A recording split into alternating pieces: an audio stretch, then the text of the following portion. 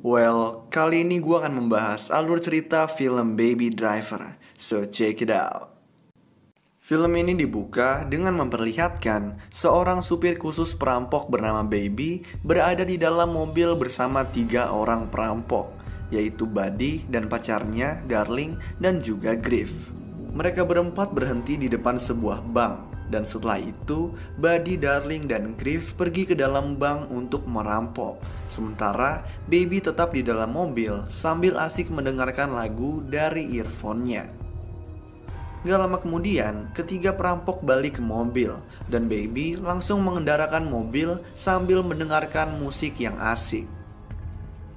Para polisi gak lama kemudian datang dan mulai mengejar mereka. Di sini terjadilah kejar-kejaran yang seru dan kita bisa melihat aksi Baby mengendarai mobil yang akhirnya bisa membuat para polisi terkecoh. Sesampainya di jalan tol, Baby yang dikejar oleh helikopter polisi melihat 2 mobil merah sedang dalam keadaan sejajar. Karena mobil Baby berwarna merah juga, dia mensejajarkan mobilnya dengan 2 mobil merah lainnya, lalu menukar posisi urutan mobil saat berada di terowongan, yang membuat helikopter polisi pun akhirnya mengejar mobil yang salah. Baby kemudian pergi ke tempat parkir sebuah gedung, dan dia bersama para perampok mengganti mobil mereka lalu kabur. Di scene berikutnya, Baby bersama para perampok bertemu dengan orang yang mempekerjakan mereka, yang bernama Doc. Di sini Griff bertanya, kenapa Baby selalu mendengarkan musik pakai earphone-nya. Doc pun menjawab dengan bilang kalau Baby pernah mengalami kecelakaan mobil saat dia kecil yang menyebabkannya mengalami tinnitus, yaitu sebuah suara yang terus mendengung di telinganya. Nah, untuk meredakan suara dengungan, Baby mendengarkan lagu menggunakan earphone-nya. Griff berpura-pura akan menghajar Baby, tetapi Baby nggak takut bahkan nggak berkedip. Para perampok pun berpisah karena pekerjaan udah selesai dan Buddy mengatakan kepada Baby untuk jangan mau dihubungi oleh Doc lagi. Tetapi Doc menyuruh Baby untuk mengabaikan perkataan Buddy tersebut. Di scene selanjutnya, kita diperlihatkan kalau Baby tinggal di apartemen bersama kakek tua yang tuli bernama Joseph. Baby menaruh uang hasil rampokan di bawah lantai apartemen. Nah, saat Baby berkomunikasi dengan Joseph menggunakan bahasa isyarat, Joseph pun tahu kalau Baby telah melakukan sesuatu yang gak baik. Di kafe bernama Boss Dinner, Baby bertemu dengan seorang pelayan bernama Deborah dan langsung jatuh cinta. Gak butuh waktu lama, mereka berdua pun mulai dekat. Nah, setelah beberapa lama, Doc kembali memanggil Baby untuk pekerjaan selanjutnya. Doc pun memperkenalkan tim yang baru, yaitu Eddie, JD, dan juga Bets. Tugas mereka adalah merampok sebuah truk. Nah, di awal pertemuan ini, Bets meragukan Baby dan menganggapnya nggak mendengarkan rencana yang telah dirancang Doc karena dia memakai earphone. Tapi ketika disuruh menjelaskan ulang, Baby bisa mengulang semua perkataan Doc secara detail. Dan tentunya ini pun membuat Bets malu. Baby dan 3 perampok mulai melakukan aksi mereka. Gak lama kemudian ketiga perampok berhasil merampok uang. Tetapi aksi mereka ini menjadi kacau karena menyebabkan supir truk terbunuh. Mereka pun kembali ke mobil dan karena terburu-buru, Baby pun gak sengaja menabrak mobil seorang marinir yang kemudian mengejar mereka. Di saat kejar-kejaran, Bets bersiap menembak si marinir, tetapi Baby membuat tembakan Bets meleset. Pada akhirnya, mereka pun lolos dari si marinir dan berhasil kabur. Kita kemudian dapat mengetahui kalau Baby melakukan suruhan Doc karena dia memiliki utang sama Doc.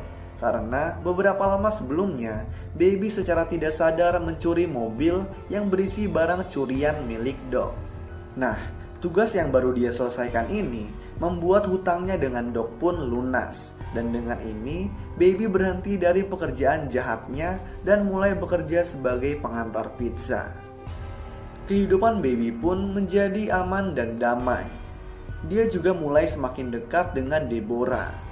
Tetapi Gak lama kemudian, Doc mengganggu kencan Baby dengan Deborah dan bersikeras meminta Baby untuk bergabung dalam aksi perampokan lagi, yaitu merampok kantor pos. Doc mengancam akan menyakiti Deborah dan Joseph jika Baby menolak, yang membuat Baby secara terpaksa mengikuti kemauan Doc tersebut. Doc membentuk tim yang baru, yaitu Baby, Buddy, Darling, dan juga Bets. Sebelum perampokan dimulai, mereka berempat disuruh Doc untuk membeli senjata ilegal dari orang yang dipanggil The Butcher. Saat bertemu The Butcher dan anak buahnya, Bets mengetahui kalau The Butcher dan anak buahnya adalah polisi. Jadi, dia langsung menembaki mereka. Di sini Buddy dan Darling juga ikut dalam baku tembak, dan mereka bertiga berhasil menghabisi The Butcher dan anak buahnya. Di perjalanan pulang ke markas, Bets pun lapar dan menyeru Baby berhenti di sebuah kafe terdekat, yang mana kafe tersebut adalah kafe tempat Deborah bekerja. Baby gak mau terjadi apa-apa sama Deborah, jadi dia berpura-pura gak kenal sama Deborah. Hal ini pun membuat Deborah menjadi bingung dengan Baby. Nah, Bets kemudian memanggil Deborah untuk memesan makanan. Tetapi karena perilaku Bets yang emang ngeselin, Deborah pun gak melayaninya dengan baik. Dan ini membuat Bets pun mengeluarkan senjata dan bersiap menembak Deborah. Baby pun lalu dengan cepat menahan Bets dengan muka yang marah.